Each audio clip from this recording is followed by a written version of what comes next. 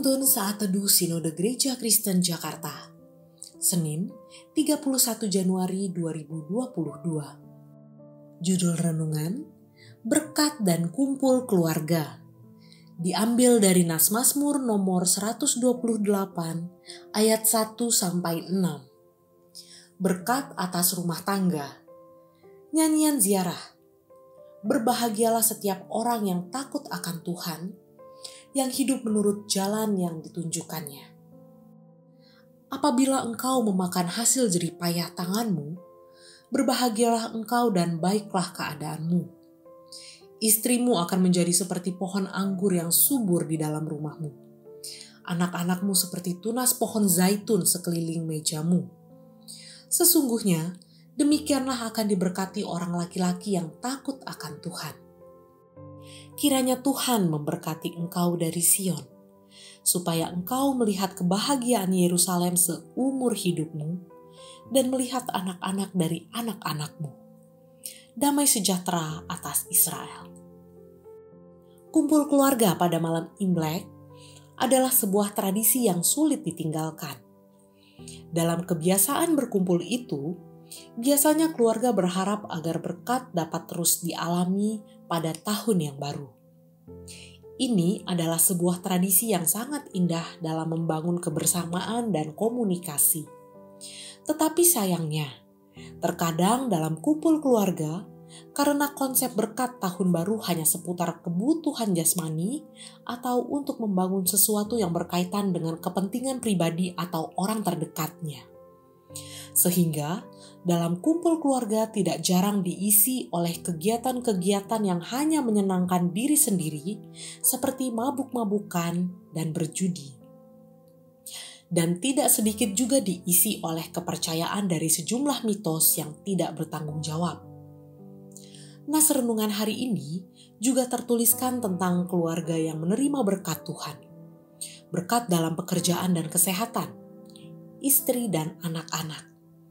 Semua berkat itu diterima dengan begitu luar biasa bagi anggota keluarga saat berkumpul bersama.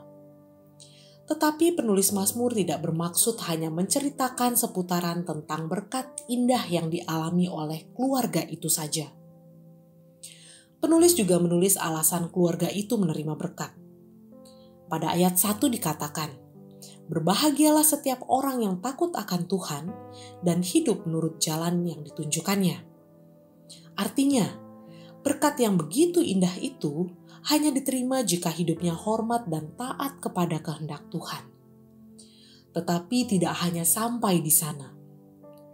Berkat itu akan dialami tidak boleh hanya untuk diri sendiri atau keluarga inti, tetapi mengalir sampai kepada keturunannya.